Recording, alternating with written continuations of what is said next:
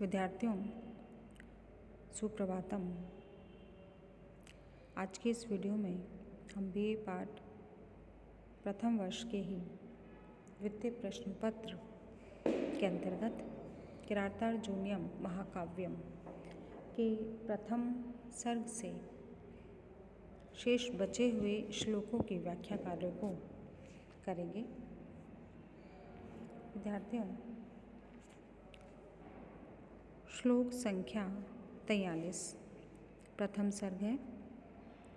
पुरः सरा धामवतां यशोधना सुदुः सहं प्राप्ये निकारम ईदृशं भवादृशाश् चेतधि कुर्वते रतिं निराशया हता मनस्विता। छात्रों, बहुत सुंदर श्लोक है। द्रौपदी ऐसे कह रही हैं कि यदि आप जैसे राजा भी ऐसे तिरस्कार और अपमान से अनुराग करेंगे तो स्वाभिमान नष्ट हो जाएगा, वो कहाँ रहेगा। इसी भाव को माँ कवि भारवी ने इस सुंदर श्लोक में प्रस्तुत किया है। द्रौपदी युधिष्ठिर के क्रोध अग्नि को बढ़ाते हुए इस प्रकार से कह रही हैं कि आप तेजस्वियों में अग्रणी हैं, महापुरुष हैं, यश के धनी हैं, फिर भी आप शत्रुओं के द्वारा किए जाने वाले अपमान को चुपचाप सहन कर रहे हैं, किसी प्रकार की कोई प्रतिक्रिया व्यक्त नहीं कर रहे हैं और उसके प्रतिकार के लिए कुछ भी प्रयास नहीं कर रहे हैं। ऐसी स्थिति में दुख के साथ ये कहना पड़ता है कि बेचारी मनस्विता या अभिमानता तो आश्रय रहित बनी हुई है और इस प्रकार नष्ट हो जाएगी। फिर प्राण परित्याग करके मान की रक्षा कौन करेगा। द्रौपदी इस प्रकार से कह रही है कि महाराज, यदि आपके जैसे महापुरुष इस प्रकार का आचरण करेंगे कि अत्यधिक दुख को सहन करके अपमान पाकर भी आप संतोष कर लेते हैं, तो आहा मनस्विता निराश्रित होकर समाप्त हो गई है। ऐसा द्रौपदी दुख के साथ में अपने भावों को प्रकट कर रही है। विद्यार्थियों,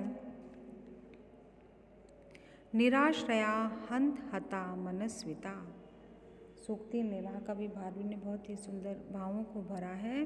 तो फिर जो मनस्विता है वो क्या हो गई है, निराश्रित हो गई है। यदि आप जैसे तेजस्वी, ओजस्वी, यशस्वी राजा होकर भी यदि अपमान को सहन कर लेंगे तो फिर स्वाभिमान कहाँ रहेगा, वो तो नष्ट ही हो जाएगा। इसलिए महाराज, आपको अपने क्रोध को जागृत करना होगा और युद्ध के लिए तैयार होना होगा। अर्थांतर न्यास अलंकार है और वंशस्थ छंद है। विद्यार्थियों, अगले श्लोक की ओर चलते हैं।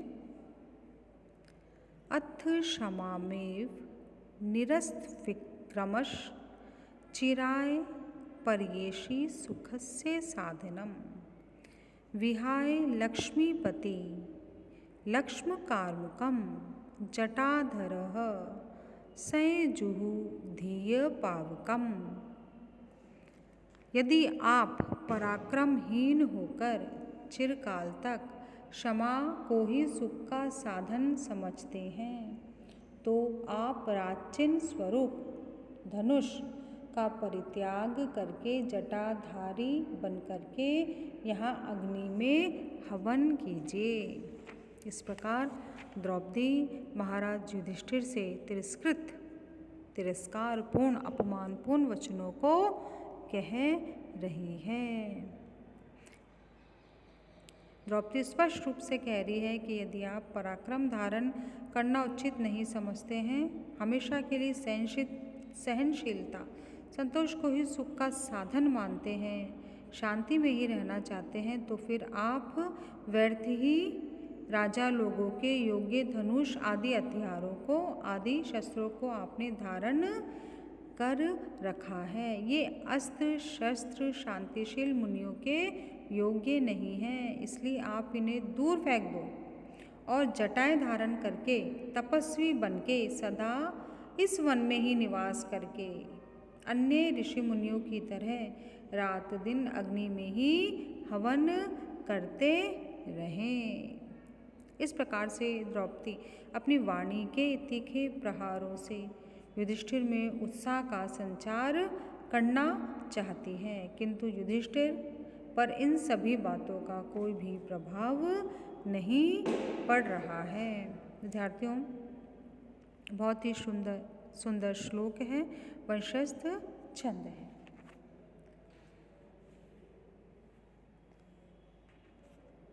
अगले श्लोक की तरफ हम चलते हैं। न समय परिरक्षणं शमं ते निकृति परेषु परेषु भूरि धाम्नः अरिषु हि विद्यार्थिनः क्षितिशाः विद्धति सोपधि संधि दूषणानि। छात्रों, निरंतर उपकार सहकर भी विजय का इच्छुक कोई भी राजा समय की प्रतीक्षा नहीं करेगा। इस भाव को इस श्लोक में महाकवि भारवी ने प्रस्तुत किया है। तो द्रौपदी महाराज युधिष्ठिर से कह रही है, यदि आप प्रतिज्ञा अनुसार 13 वर्ष की अवधि की यदि प्रतीक्षा कर रहे हैं तो आपकी प्रतीक्षा करना अनुचित है, क्योंकि जब वे कपट व्यवहार में संलग्न हैं, यानी जब दुर्योधन कपट के व्यवहार से जुड़ा हुआ है, तो इस समय उसके साथ की हुई प्रतिज्ञा के उल्लंघन, उसको तोड़ने में कोई दोष नहीं है। यदि उसने कपट का व्यवहार किया है तो हमें भी कपट करके ही उस प्रतिज्ञा को तोड़ देना चाहिए, इसमें कुछ भी अनुचित नहीं है। शूरवीर पुरुष तो किसी भी प्रकार से शत्रुओं को नष्ट कर अपने कार्य की सिद्धि में अपनी निरति सार्थक मानते हैं। अर्थात शूरवीर पुरुषों के लिए आवश्यक है कि वह किसी भी प्रकार से साम दाम दंड भेद के उपायों को अपना करके युद्ध में विजय को प्राप्त करें। इसलिए विजय पाने की इच्छा रखने वाले राजा लोग अवसर देखकर किसी भी बहाने से संधि को भंग कर देते हैं, संधि को तोड़ देते हैं। अतः आपको भी अब संधि विघटन पूर्वक शत्रुओं पर आक्रमण कर देना चाहिए, ये सर्वथा उचित है। विजय की इच्छा रखने वाले शत्रुओं के संबंध में छल पूर्वक संधि तोड़ देते हैं। इस प्रकार से द्रौपदी ने महाराज युधिष्ठिर से अपनी वाणी को कहा है। विद्धति सोपधि संधि दूषणानि। छात्रों, वंशस्थ छंद है और यहाँ पर अर्थांतर न्यास अलंकार है, क्योंकि आपको प्रतिज्ञा की रक्षा करना उचित नहीं। इस विशेष कथन का विजय अभिशाली राजा लोग संधि भंग कपट पूर्वक कर लेते हैं, इस सामान्य कथन से समर्थन किया है, इसलिए अर्थांतरन्यास अलंकार है। और यहाँ परेशु परेशु शब्द 2 बार आया है, यहाँ पर यमक अलंकार भी है और वंशस्थ छंद है। विद्यार्थियों, वंशस्थ छंद यहाँ नहीं है, यहाँ पर पुष्पिताग्रा छंद है, क्योंकि प्रथम सर्ग समाप्त होने को है और अंतिम दूसरा ये श्लोक है। महाकाव्य में एक सर्ग में छंद एक जैसा रहता है, किंतु उसके अंत में छंद में परिवर्तन होता है। इस नियम के अनुसार यहाँ पर पुष्पिताग्रा छंद है। विद्यार्थियों, तो यहाँ पर आपने देखा कि किस प्रकार द्रौपदी अपनी ओजस्वी तेजस्वी वाणी से युधिष्ठिर को निरंतर तीखे प्रहारों के द्वारा, अपने उपालंबों के द्वारा युद्ध के लिए जागृत कर रही है, किस प्रकार से उनके मन पर कठोर प्रहार कर रही है। और अभी तक महाराज युधिष्ठिर की कोई प्रतिक्रिया द्रौपदी के सामने नहीं आई है। विद्यार्थियों, इसी के साथ हमारे व्याख्यान यहीं समाप्त हो रहा है।